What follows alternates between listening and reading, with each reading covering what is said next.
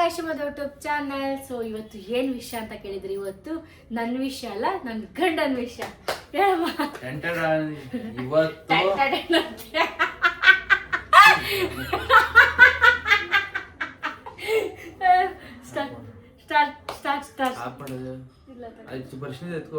ಎತ್ಕತ್ತೀನಿ ಹಂಗೇನ ಕಟ್ ಮಾಡ್ತೀನಿ.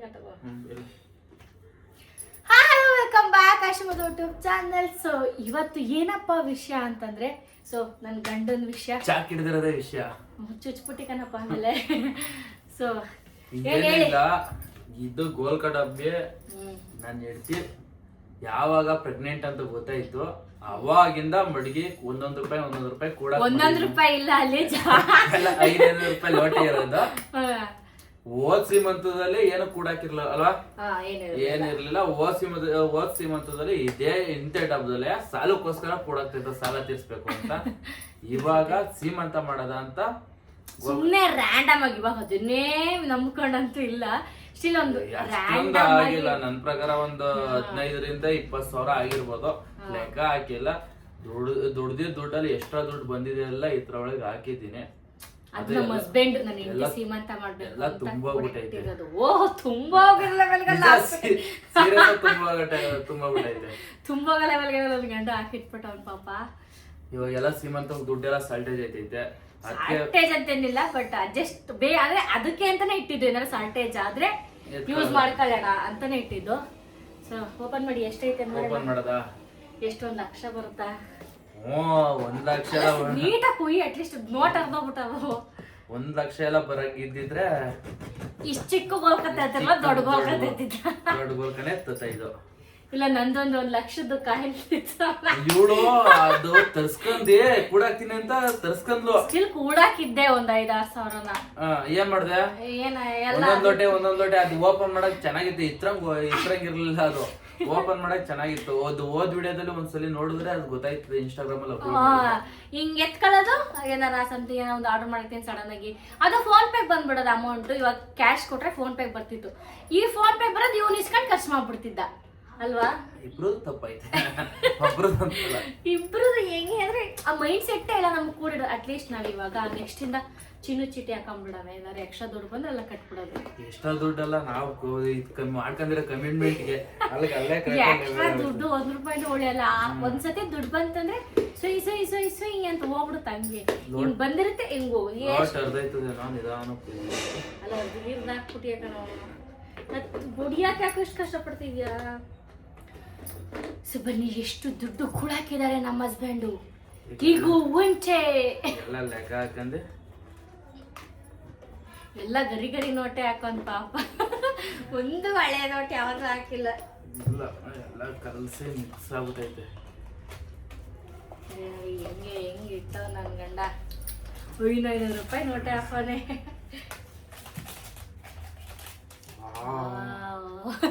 ಎಲ್ಲ ಬಾಯ್ ಬಿಡ್ಕೊಂಡು ಎಲ್ಲ ತುಂಬಾ ಬಿಟ್ಟಿತ್ತು. ಎಲ್ಲ ಅಯ್ಯೋ ತುಂಬಾ ತುಳುಕಾಯ್ತು ನನ್ ಗಂಡಂಗೆ ದುಡ್ಡು. ಈಗ ಲೆಕ್ಕ ಎಷ್ಟಾಯ್ತು ಅಂತ. ಲಡ್ಡು ಬಂದ್ರೆ ಎಲ್ಲ ಚೆಲ್ ಮಡಗ್ಬಿಡ್ತಾನೆ. ನಾನು ಜೋಡಿಸ್ಕೊಡ್ತೀನಿ ಪಾಪ, ಎಲ್ಪ್ ಆಗ್ಲಿ. ಬಂದ ವಾಪಸ್ ಹೋದ ಅವ್ನ ಕೆಳಗಡೆ.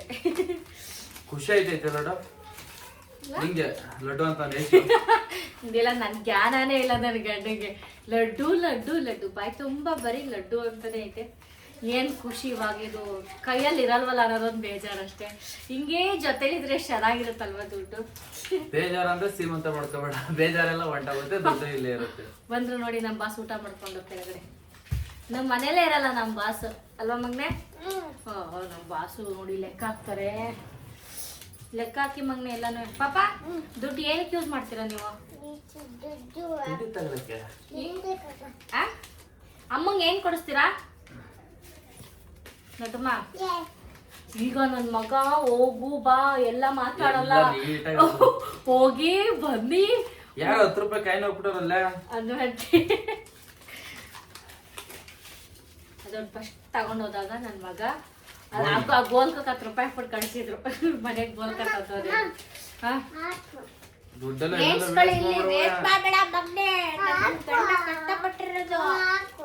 ಏನ್ ಹಾಕ್ಲೆ?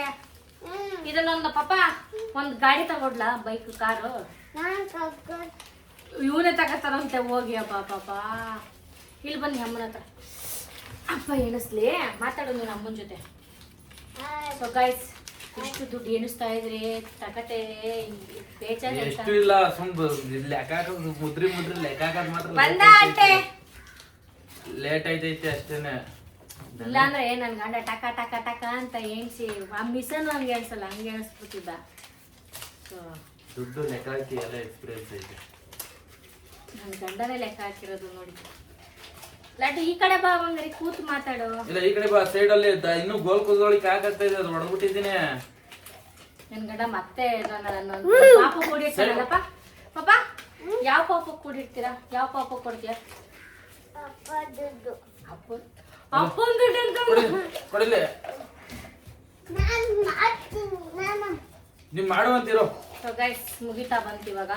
ಇಲ್ಲಾಂದ್ರೆ ಒಂದ್ 2 ನಿಮಿಷ ತಗೊಂಡಿದೀವಿ ಅನ್ಸುತ್ತೆ. ಇಲ್ಲಾಂದ್ರೆ ಒಂದು 20,000 ಇರ್ಬೋದು ಅಂತ ನನ್ನ ಅನಿಸಿಕೆ. ನಿಮ್ಮ ಅನಿಸಿಕೆ? 17,000. ಅದೇ ಕರೆಕ್ಟಾಗಿ ಹೇಳ್ತೆ.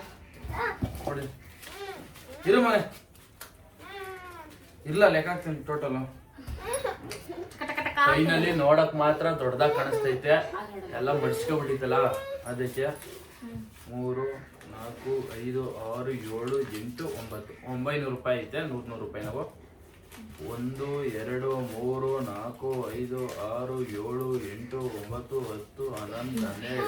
10, 11, 12, 13, 14, 15, 16, 17, 18, 19, 20, 21, 22, 23, 24, 25, 26, 27, 28, 29, 30, 31, 32, 33, 34, 35, 36, 37, 38, 39, 40, 41 ಅಂದ್ರೆ ಅಲ್ಲಿಗೆ 20,500. 20,500 ಇದೊಂದು 900 ರೂಪಾಯಿ. 21,400 ರೂಪಾಯಿ. 21,000 ರೂಪಾಯಿ 400 ರೂಪಾಯಿ ಆಗೈತೆ. ಖರ್ಚು ಮಾಡ್ಕೊಂಡು ಈಗ ನಿಂಗೆ ಕೊಡ್ಬೇಕು.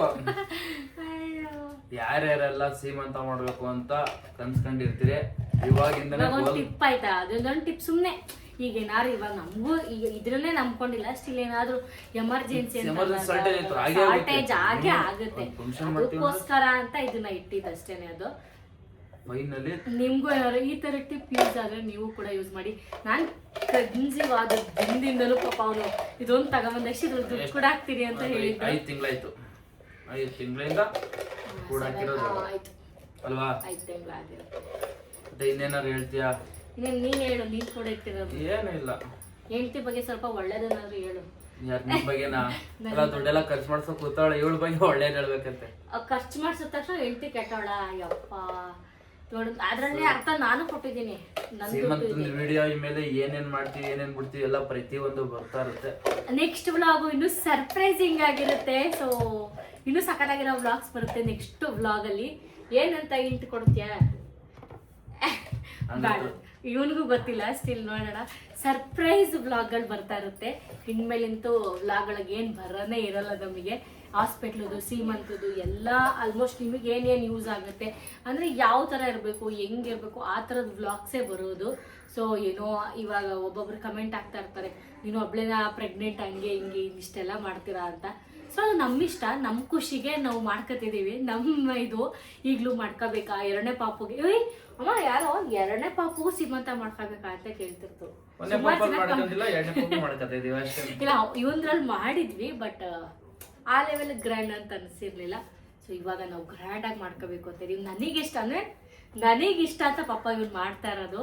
ಇಲ್ಲಾಂದರೆ ನಿಜವಾಗ್ಲೂ ನಾನು ಸಿಂಪಲಾಗೆ ಮಾಡ್ಕೊತಿದ್ದೆ, ಬಟ್ ಬೇಡ ಅಂದ್ಬಿಟ್ಟು ಗ್ರ್ಯಾಂಡಾಗಿ ಮಾಡ್ತಾರೆ. ನಾನು ಹೇಳಿದ್ನೆಲ್ಲ ಹೂ ಅಂತವನೆ, ಅವ್ನು ಹೇಳಿದ್ನೆಲ್ಲ ನಾನು ಹೂ ಅಂದಿಲ್ಲ ಅಂದಿದ್ರೆ ಹೆಂಗಿರ್ತಿತ್ತವ.